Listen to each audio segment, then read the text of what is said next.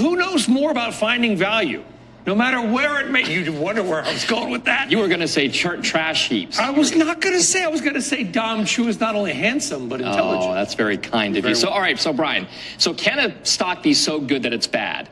One dividend-focused investor is looking for entry points into 3 beaten-up behemoths. You're kind of seeing them behind us right now that could be poised for a rebound that actually pay you to wait while they kind of get their turnaround efforts back and sorted out. So joining us now is Matt Powers, the managing partner at Powers Advisory Group, a financial advisor who's looking at these 3 names, and they're on your shopping list. For what reason are you looking at these beaten-up names, and what has you convinced a turnaround is in place?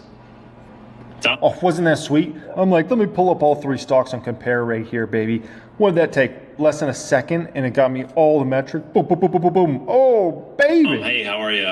To tee this up, here's what we're looking at. So look at that jacket. With stretch valuations at the top of an already concentrated market and following back-to-back 20% plus years on the S&P 500, we just see a grind this year and a likelihood of us trading sideways through the year. So there's less obvious opportunities out there, but these are 3 household names, and they're companies that have clearly struggled but have attractive valuations with clear turnaround plans in place. All right, so take us through the names and why you think they're attractive.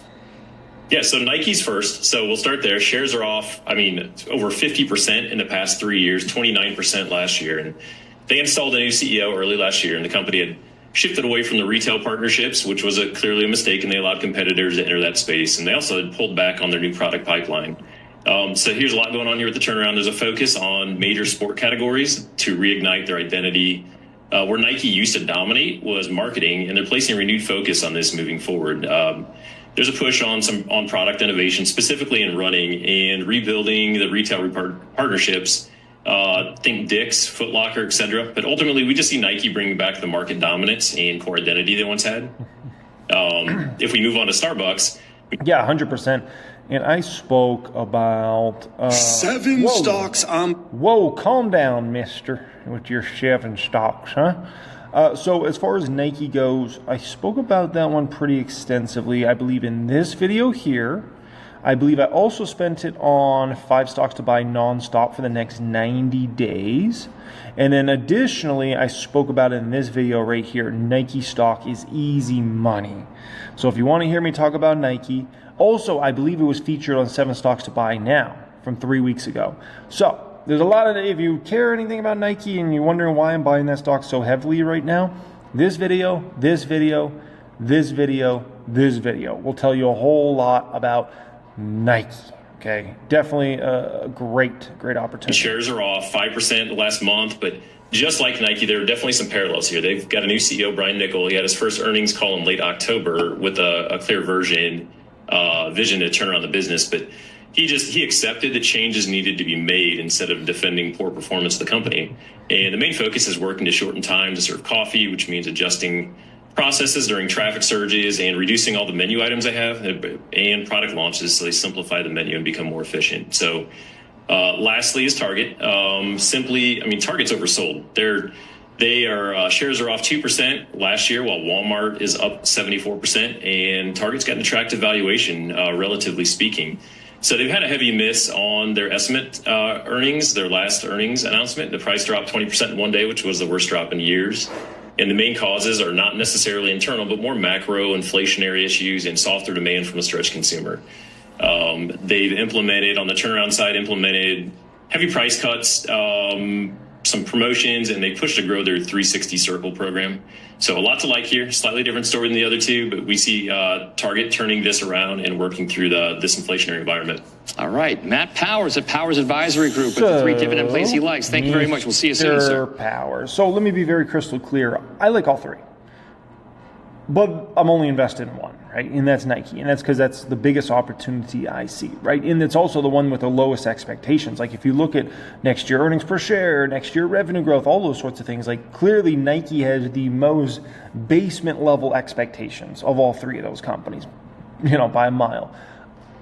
I like Target quite a bit as well. I don't own the stock right now. I have owned it in the past. I don't own it right now. I like Target. I think Target's a good, solid company, will be a moneymaker over the next few years, and it'll also pay out good dividends. I like Starbucks, but I don't love Starbucks. The one thing that I don't like about Starbucks is, there's 2 things I don't like about Starbucks. One is, well, actually, there's three things I don't like about Starbucks. One, the forward P, right? 30. We'd say even if they come in more profitable this year, high 20s, I don't love that for, a coffee chain, right? Two, balance sheet. Balance sheet's not great at Starbucks. It is not great. It is not a great balance sheet at Starbucks at all. It's actually a borderline poor balance sheet at Starbucks. And the third thing is, they have, in my opinion, they've always had a huge opportunity in food, but they've decided to go about it in such a kind of generic way of like, let's just heat stuff up in a microwave, basically, that I'm just like, gosh, there's such an opportunity for them to do great, really good quality in-house food, and they just are missing that opportunity. And so that's something I look at and I'm like, if they ever actually did that, it would take a lot of investment, right? Because they're going to have to retrofit all their places and whatnot. But I'm like, if they could actually make some good fresh food items at Starbucks, I think it's a slam dunk. I think you would get, right now I think, probably the far majority of people don't get anything to actually eat at Starbucks, right? They're just going there for their drink. I think if they had some actual good quality food products that were made fresh, they don't have to. They could have some some simple stuff like some acai bowls, like acai bowls. Is that how you pronounce it? Acai bowls. Okay, give them some acai bowls at Starbucks. Some good quality acai bowls, and we're talking, right? If you had just a couple very basic breakfast sandwiches that could maybe be customized a few ways, but it was better, higher quality, made in-house than what they have currently, which is basically just it's in a wrapper, they open it and throw it in the microwave thing. Gosh, man, I think they could be so much further along. So anyway, Starbucks, it's one that I just look at and I'm like, it's got a lot of potential, but it's also, the balance sheet's no bueno. Hey there, it's Jeremy. I hope you really enjoyed that clip here today. What I'm showing you right now is 1000xstocks.com. This is a specific software that has been designed to save you time. It's a one-stop shop for long-term investors to know how the company is doing, listen to what management has planned for the future, and compare companies next to each other. Which big tech is the most undervalued? Is that small cap company you heard of actually worth investing in? Or are there red flags? Get the front row to the conference call, be able to access the management, which information is right to make an educated decision. Get all that information through 1000xstocks.com. You can access that through the description area. You can apply for access to 1000xstocks.com, or you can go to 1000xstocks.com. AMD, strong buy. Strong buy, AMD is. Incredible buy. And I've spoke about AMD extensively on the channel here recently, so I don't even really want to get super in-depth on AMD. I've also spoke about it a lot on the Reaction channel. I'm not sure if you guys follow me on the Reaction channel. Jeremy Lefebvre Makes Money, but I've spoken about AMD a lot on there as well, so definitely follow me on the Reaction channel. Jeremy Lefebvre Makes Money, but yeah, AMD, come on, strong buy. Nike, strong buy. Come on, Nike is $70, give it to me. Those are two stocks, AMD and Nike, those are two stocks I root every day that they go down. Every day. And for some of you new investors that might be watching this, be like, oh my gosh, how's he root against a stock he's got money in? Isn't that crazy? No. Here's why. I want to build those out to be bigger positions. I'm continuing to buy those stocks. So I want my shares as cheap as I can possibly get my hands on them right now. So if you told me, would I rather have Nike at $55 today? Yes, absolutely. I'd much rather have Nike at $55. If you told me I could buy AMD at under $100, I would gladly welcome AMD under $100. As low as they can possibly go, because I'm a buyer of those stocks. I want the cheapest prices possible. It's like going to, the food store and there's apples there and the apples say 4 for $1, or they say 2 for $1. What would you rather buy for your family? I think it would be 4 for $1, right? It's a little better deal than 2 for $1. So that's the same exact thought process in the stock market. I'm not a short-term trader. I'm not looking to get in and out of AMD or Nike. I'm a long-term investor. I want my shares as cheap as possible. Both those are strong buys. And like I said, I've spoke about those stocks extensively on the channel here recently. Watch just about any of my recent videos from the past month, and you'll find a lot of AMD talk, a lot of Nike talk. I just kind of banging the table on those two stocks right now, right? Revolve, I might cash some this year. It depends, though. I might just continue to hold. That company, they've gone through a lot over the past few years, and the two co-CEOs of that company, man, they're really dang good. So Yeah, Revolve e-commerce space, clothing related, heavy female demographic, $300-ish average order volume. I really like Revolve. And so great balance sheet at that company, and income statement that's improved dramatically recently, specifically. So if you want to look at Revolve here, RVLV, it's a sneaky stock. Like, no one talks about this, and like hardly anybody owns it, but it's been a good gainer for me over time. Like, look at the gains on Revolve. It's not like I said, it's kind of a sneaky stock. 134% I've gained on this stock, right? That's not too bad. That's not too bad. But when it comes to Revolve, if you look on a trailing 12-month basis, it's clear their business was kind of trending down, but now it's trended back up. But additionally, if you look at margins, it's clear they kind of already troughed and they're improving, right? In this next quarter that they're about to report is going to be the huge quarter because that's the Christmas quarter, right? So you're going to see this gross margin and net margin spike up in a massive way when it comes to Revolve here. But additionally, look at their earnings per share. It was in a pretty bad place for a while there, but it's clear we're back on the right trajectory, and based upon analyst expectations, we got a lot brighter days ahead, and I believe that's what's going to happen. Free cash flow is going to skyrocket over this next bit of time as well, in my personal opinion. So Revolve is a business that's already troughed, and I think has much brighter days ahead. And so for that reason, it's hard for me to even sell any shares. And my only thought is if it went to like $50, let's say small caps went beast, Revolve's numbers are great this year, and it went to $50, $55, $70, something like that, I might cash like 700 shares, right? Fubo is a hold and potentially a buy. I mean, if that deal goes through with Disney there, I don't know how I don't buy more Fubo shares, actually. So for right now, it's just a hold, because I want to make sure the deal goes through. As long as that deal goes through, it's hard not to be a buyer of Fubo. Like, the long-term opportunity there is just so massive. It's insane, right? And so Fubo's looking really, really good, especially here in the threes, like really, really good. Even in the fours, it's looking really, really good. Estee Lauder, $77 stock, so far up $4,000 in this one. Looking to probably buy more Estee Lauder. It's such a great cosmetics company with so many great brands. They've had a brutal last couple of years, really the last 3 years with that business model. I believe that does turn around. I believe these hated stocks like Estee Lauder and Nike, I believe those are the same stocks that a lot of people are going to fall in love with over this next 2 to 3 year span. Like, they are down and out, kicked. No one cares about them. And I believe 2 to 3 years from now, people will love those stocks once again. They'll be talking up Estee Lauder and Nike left and right? So Estee Lauder's a buy. SoFi is a hold for me right now, potentially a buy. I'm underweight SoFi. I really wanted to get to 5,000 shares in this portfolio. I only own 3,700. So for right now, I'm just holding. I'm hoping the stock dips. I'm hoping something freaks people out on earnings and the stock goes down to $15, $14. But I'm actually very fearful that SoFi could spike to 20 plus in the short term. Very fearful of that. I hope it doesn't happen, but I'm very fearful. Like, that one just seems like it is poised to continue to move up significantly. So we'll see. Celsius is a buy for me right now. I don't want to buy a ton more Celsius shares, but I do want to buy some more Celsius shares. Planet's a hold for me right now. A hold and then probably a buy. But I got to see what's going on in Florida. They have a significant business in Florida.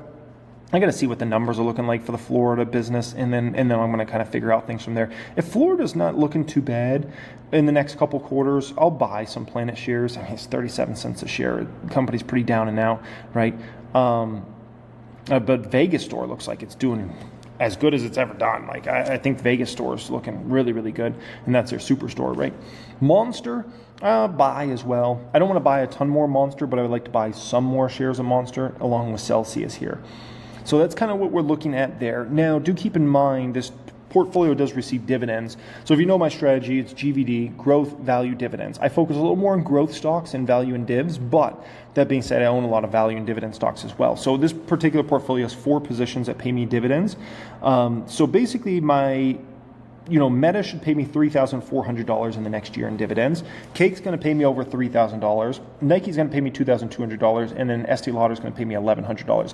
Now, something to keep in mind is I'm going to probably make way more money than what it says here. I'm gonna likely make 5 figures plus in dividends in 2025 from these stocks. Why? Well, several of these stocks I'm going to probably be buying more shares of. So naturally, it's going to make my dividends go up. Like Cake, I'm not done buying. Nike, I'm not done buying. Estee Lauder, I'm not done buying, right? And so it says I'm going to get a $9,794 payment of dividends this year in the public account, right? But I'm going to make a lot more in that. And then additionally, I would say probably all these stocks are going to raise their dividend in 2025. I think Meta is almost a guarantee that they'll raise their dividend in 25. Cake, I think there's a super high probability they'll go up on their dividend in 2025 because their business is looking really good. Nike, they're kind of turning the ship around, but I still wouldn't be surprised if they, raise dividend at least a little bit. And Estee Lauder, now that they're going to get that ship turned around in 25, I wouldn't be surprised if they raise a little bit as well. I would say Cake and Meta are more high probability. So I'll end up making 5 figures plus in just dividend income in this portfolio in 2025. So that's going to be nice, right? To go ahead and redeploy that out.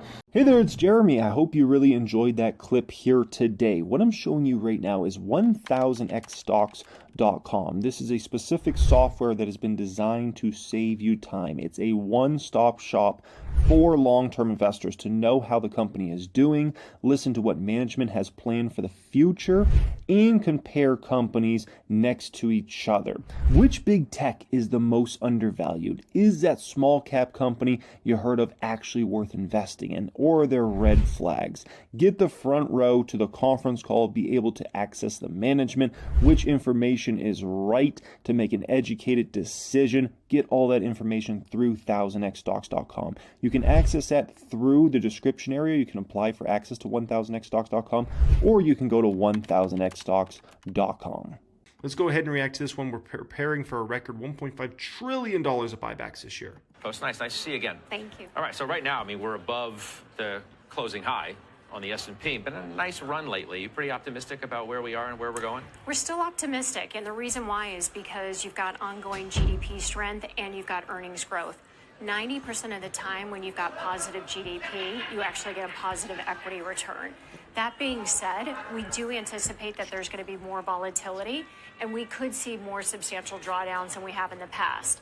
And the reason for that is twofold. One is the sequencing of the Trump policies, and the second is valuation levels right now. So as it relates to the sequencing, one thing that I will point to is some of the policies that could impact growth and inflation to the negative side are likely to hit first. Tariffs before tax cuts is sort of the sequencing you're talking about. Tariffs, immigration before tax cuts, and deregulation. So it's probably going to be a little bit of a growth curve from that standpoint. If we know at least, well, we think anyway, that the tax cuts are coming and the better growth is coming, are we able to look past the tariffs to the other side? I think there's a couple things that I'm looking at when I'm looking at the tariffs. One is it going to be a universal tariff? To the extent it's a universal tariff, I do think that's probably the worst case, and it's going to hit inflation to the upside. That's not our base case. The other thing is how much time is there between the moment that they suggest that they're going to put on tariffs to the time of enactment? Because the greater the time period, the more likely it is that you're going to be able to get both parties to the table to be able to negotiate. And then the last thing I would point to is that, is it going to be a one-time tariff or is it going to be rolling tariffs? Because if it's one time, you can manage the inflation hit. If it's rolling, it's going to be harder for the Fed to be able to monitor inflation from that vantage point. One of the interesting things and important things that you said, earnings growth. The multiple is reasonably full, right? I mean, how much more multiple expansion can you get in this market? You need earnings. And you need earnings to be really good, don't you? 100%. And you're confident that we will get that? We're confident that you're going to get strong earnings. I mean, look at this quarter alone. You've got earnings that have beat estimates, and we're calling for plus 10% this year. And actually, to your point on where valuations are, if you look at the last 10 years. Ooh, I like this here. This is a really good graphic. Okay, so check this out. Market valuation, we're looking at forward P's here based upon fact set estimates, right? So keep in mind these could be wrong, but more than likely they're going to be roughly in this range, right? So Dow's at about 20 times, usually around 17 times, right? S&P 500 is around 22 times, usually around 18 times here. NASDAQ's around 27 times, usually around 22 times, and the Russell's around 24.9 times and usually around 24 times. So Russell's the one that you could look at there and say that's, the one that's more of a deal. And that doesn't come as a surprise because Russell's really lagged, especially since 2021. Russell's lagged massively on a 3-year basis, like huge. So the moral of the story is here, there's a belief. I mean, I think the reason valuations are higher today, I think is twofold, right? At the end of the day, like you look at really the economy over the past 10 plus years, right? It's been a pretty good economy, right? Now we've had problems here and there. We had Rona disrupt things for a little bit, right? But then we stimulated our way out of that. We had obviously the inflation hit, but the gist of it over the past 10 years, like the economy has been pretty dang good. When the economy's been pretty dang good for a pretty dang long time, guess what happens? You got a lot of dang money in the system, right?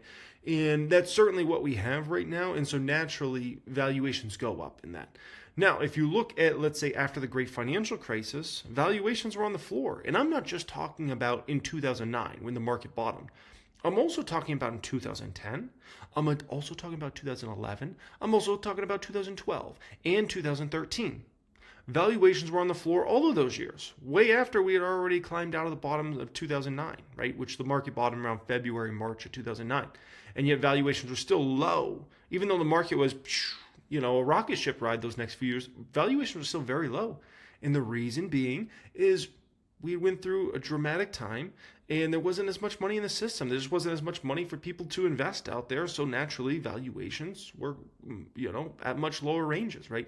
And so even if you look prior to the great financial crisis, look at valuations where they were in kind of 2007, for instance, right? They are in more elevated ranges. That's just what happens. And it doesn't just happen with stocks. It happens with everything. It happens with crypto. Bitcoin, you'll see that in the next down cycle. You'd be like, wow, that was really high, at the end of the last cycle, right? Happens in real estate. Real estate's a perfect example, right? Look at real estate prior to the great financial crisis. Prices were up there, right? And then they had to make some adjustments. And then they kind of lagged for several years coming out of that. And then if you look at real estate now, our real estate prices are really, really dang high until the next major recession happens. And then real estate prices will make an adjustment. And they could go down or they could not do anything for several years. So that's an important thing to kind of understand about that whole game. Additionally, we have now what the market sees as a pro-growth president, right? Who's going to have a very pro-growth administration, who's going to put through pro-growth environment, right? Which then could lead to much better earnings for companies, which means you got to pay up for those companies, right? If earnings are going to be much stronger in general. Now that still has to play out. We'll see if that happens, but that's a belief of what will happen over the next few years. And if that happens, then you can look back and say, the market was trading rich compared to average valuations, but for dang good reason. So this is all big game of we got to see how it all plays out, right? But it's important to understand that there. 70% of the return has actually come from earnings and dividend, not from multiple expansion. And then the other thing I would point to, because this is a question we get most from clients, is this valuation question, is that we've been in the 10th decile of valuations on the S&P since December of 2016. Since that time, the market's returned 200%. In other words, don't pay too much attention to valuation. You can still make a lot of money in the stock market. In terms of where the liquidity is going to come from to help push this market higher, there's been a lot of money sitting in bonds. They've been more attractive again. There's been competition. And, to be fair, if you want to think about the market since 2016, right, what have we seen? The biggest, strongest companies, right? Apple, Microsoft, Nvidia, Meta, Google, Amazon, run through the whole list of them. AMD, Salesforce, Tesla.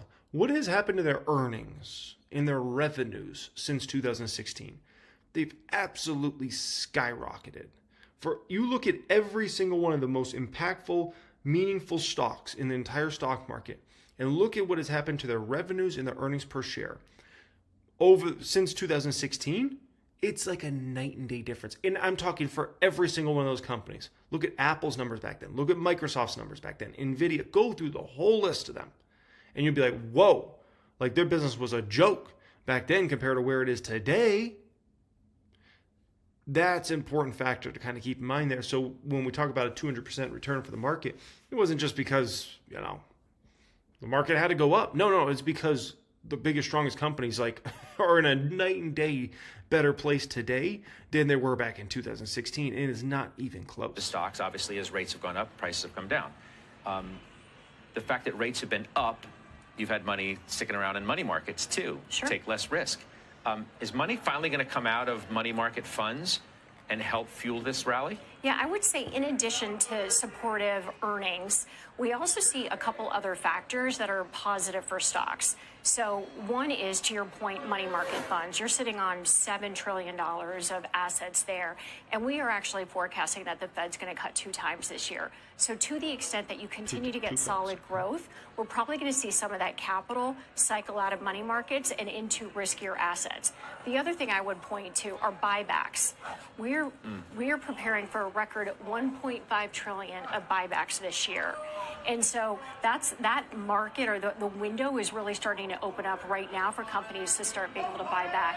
And then the other thing, which we heard about a little bit today from Davos, was tax cuts on the corporate side. And so to the extent you go from 21% to 15%, we anticipate that every 1% change in the corporate tax rate increases earnings EPS by 1% on the S&P. You're thinking about the deregulation story, I think, through increasing your exposure to alternatives. Within alternatives, private equity, places that have not been able to have realizations. We've been sitting on almost no deals, and now we have more people than I can count talking about animal spirits. And the first place they look to are banks and private equity shops. Yeah, so definitely bullish on banks, to your point. Strong consumers, steeper yield curve, and also more activity on the deal front. And so we do see that because financial conditions are supportive, because CEO confidence is high, you've also had private and public market valuations really stabilize. And so these growth companies have had a couple of years to be able to grow into the exit valuation that GPs want. And then the third thing is, if you look at the aftermarket performance of IPOs and you look at the acquirers in an M&A situation, they both perform well in 2024. And so that, coupled with deregulation, really bodes well for deals across sectors and across market cap. So let me be very clear about a space I do not like and I would not want to invest in over this next couple of years. And that would be the banks. I want no piece of them. Other than the very special opportunity that is SoFi, outside of that, I don't want a piece of any of those. Oh, heck no. Why? I believe we're at the end of a financial cycle. Now, this end of the financial cycle that could last another year, could last 4 years, we'll see. But the moral of the story is, I believe we're at the end, toward the end of a financial cycle, and a financial cycle that started way back in 2009, right? So at the end of a financial cycle, the stocks that do the best at that very end are many times banks, the financials, right? And so it might be counterintuitive to kind of think like, why not play those? I'm not a short-term trader. And what I do know is, in that next down cycle, the banks, the financials are going to go through massive pain. Now, this pain will not be nearly as severe, in my opinion, as a great financial crisis pain, but it will be severe. And it will last for several years. And so I do not want any piece of buying bank stocks over the next couple of years here. You want to get in the financials when you're coming out of a major recession, when unemployment's high. That's a time, and I know some people that might be new to the market be like, why would you want to buy it then? Like, all things are bad. That's exactly when you want to buy it. Like, that's when you get prices for extremely cheap when it comes to financials.